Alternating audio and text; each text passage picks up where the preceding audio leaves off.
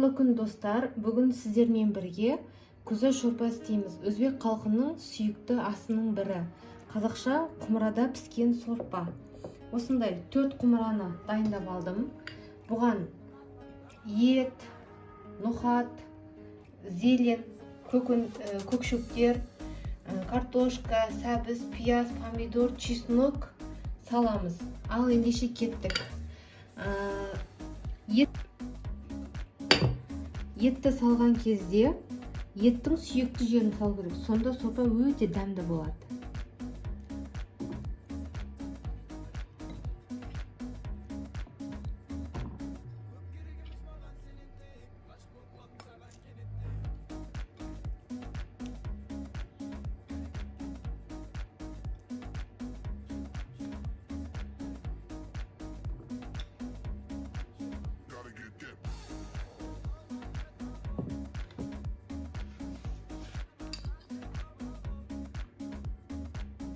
Енді нұхатымызды салып аламыз.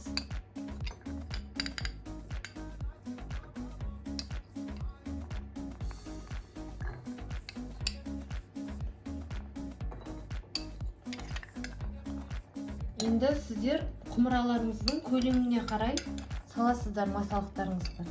Менікі бір порция, бір адамдық.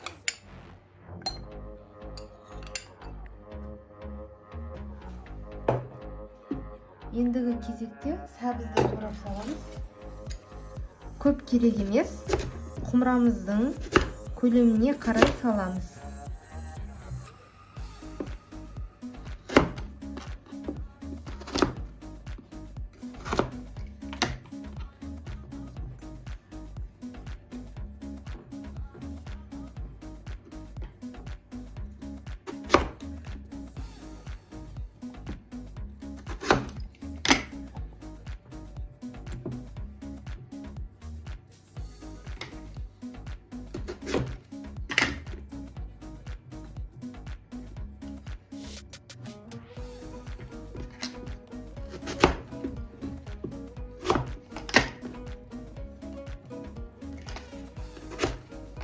Картопымызды салып болған соң, менде болгарский тоңазытқышта қатырылған.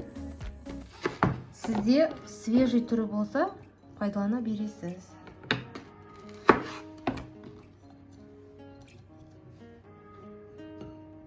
Өзі көзі шорпаға көп масалықтар кетпейді. Азғантай ғана масалықпен дәмді етіп істеуге болады. Пияз да көп керек емес. Майдалап турап.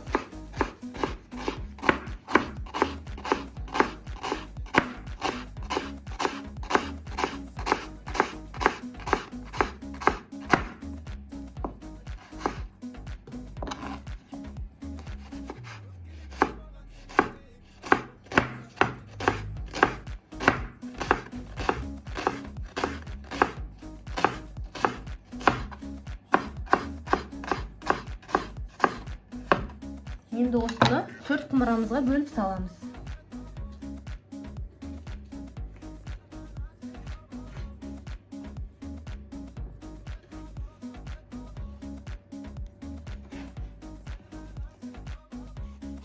Енді помидор.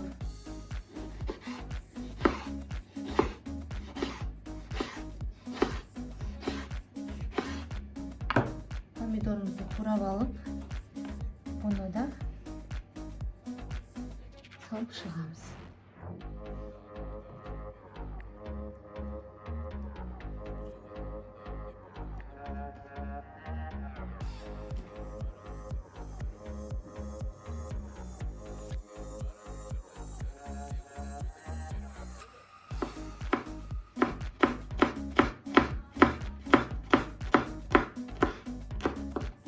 Чеснок әдемі иіс, әдемі дәм береді. Өз қалауларыңызша қоса бересіздер.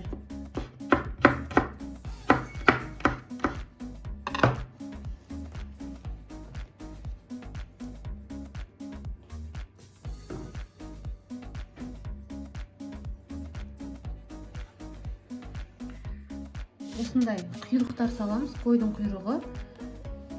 Бұл да тамаққа өте дәм береді. сорпамыз кішкене майланып тұру үшін құйрықты жақсы көрсеңіздер көбірек қоссаңыздар болады, турап салсаңыздар болады. Енді зелень. Менде кинза менен укроп. Кинзаны жақсы көргендіктен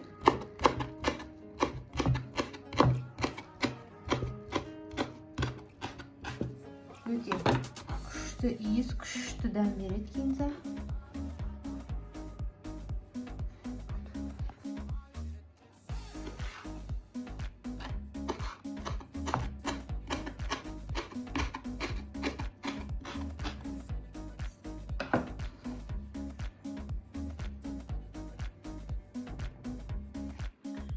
Менде осындай паприка, тұз,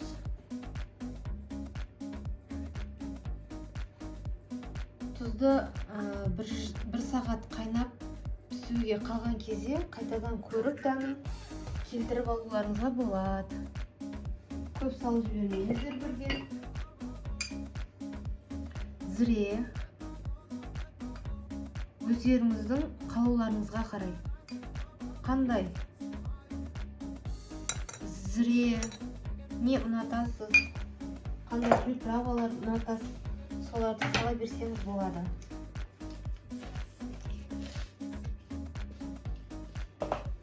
Бізде 2 штук лавровый лист жетеді, сындырамыз и саламыз. Ол етті әрі жұмсартады, әрі сорпаға әдемі дәм береді.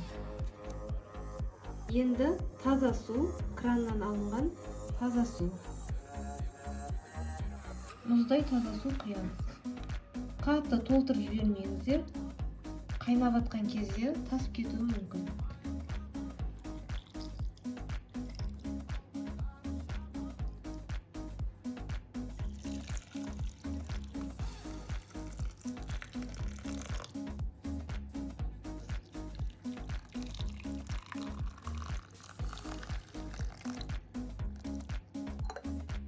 Енді пешімізге саламыз.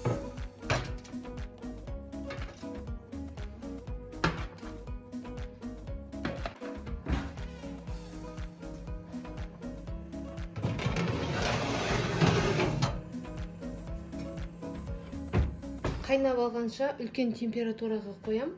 Қайнап шыққаннан бастап жай отта қайната береміз.